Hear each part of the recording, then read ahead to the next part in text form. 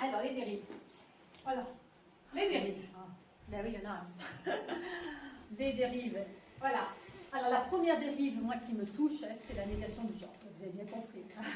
La négation du genre, c'est-à-dire que, voilà, au départ, je vous refais un petit topo. Les chromosomes sexuels permettent de définir le sexe dès la fécondation. C'est-à-dire, dès la fécondation, on a des cellules qui est XX ou XY, c'est le bon sens cellulaire, c'est la conscience cellulaire, c'est la biologie. Donc, on ne pourra jamais aller contre la biologie.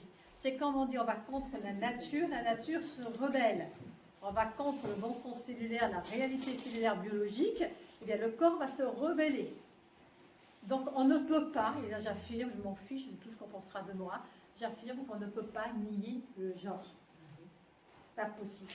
Maintenant qu'il y ait des dérives qui soient faites, qu'il y ait la sociologie, qui est, voilà, bref. Toujours est-il que la cellule, elle est XX et XY.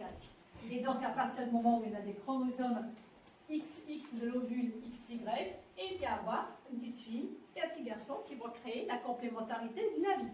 Si on annule le genre, on annule la complémentarité de la vie, on annule la vie, tout simplement, parce que la vie est créée par la complémentarité du yin et du yang.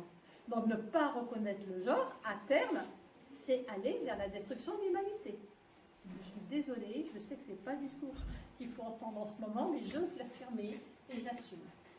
Voilà. Donc, un garçon est un garçon, une fille est une fille, un adolescent est un adolescent, une adolescente est une adolescente, et un homme est un homme, et une femme est une femme, avec des énergies sexuelles, yin et yang, suivant les programmes. Bref, c'est autre chose. Voilà. Et donc, complémentaire de genre, tout simplement une réalité biologique. Voilà. Après qu'il y ait des problèmes au niveau de la conception, au niveau du psychologique, au niveau des chromosomes, c'est autre chose. Mais la problématique, c'est ce qu'on veut nous faire mettre dans la tête actuellement. Il y a toujours eu l'homosexualité, il y a toujours eu des transgenres, et c'est un problème qui existe, qui n'a jamais été nié. Mais en faire une norme pour nier le genre, ben, excusez-moi, je le dis, ça me révolte. Voilà. Et il est temps d'éviter ça pour les enfants, parce qu'on est en train d'écouter au niveau des enfants, et c'est très, très grave. Donc il faut qu'il y ait un réveil de conscience profonde des parents et des personnes, de se dire c'est pas possible. Un homme est un homme, et c'est pas possible. Donc on va trop loin. Quand vous avez compris la puissance de la sexualité pour aller vers une conscience spirituelle, la sexualité pour aller vers une conscience spirituelle, spirituelle et l'élévation du monde, annuler le genre, c'est annuler la relation sexuelle, annuler les liens entre l'homme et la femme.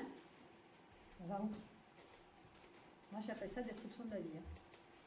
Donc j'affirme.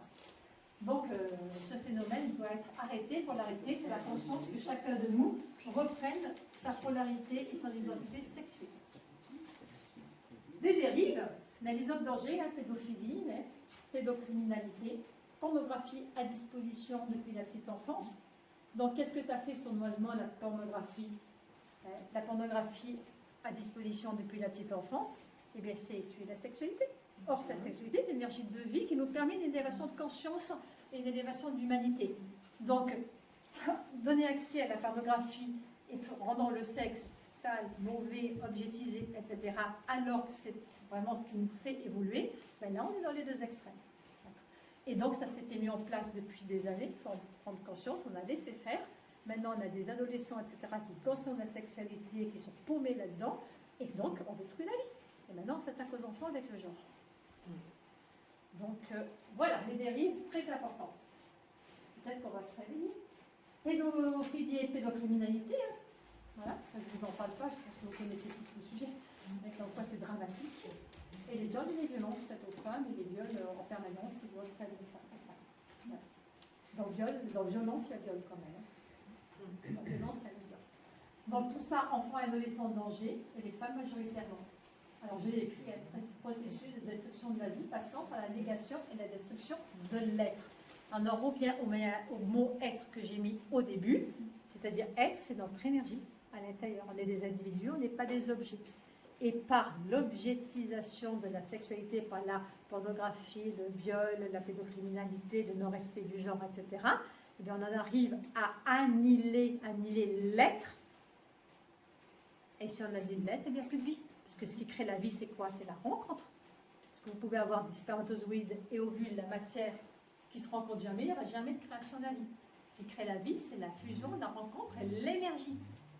Donc, en ayant ce processus depuis des dizaines et des dizaines d'années de destruction de l'énergie sexuée par ces phénomènes-là, eh bien, on arrive à la destruction de l'être. C'est tout à fait logique. Donc, arrêtons ce processus.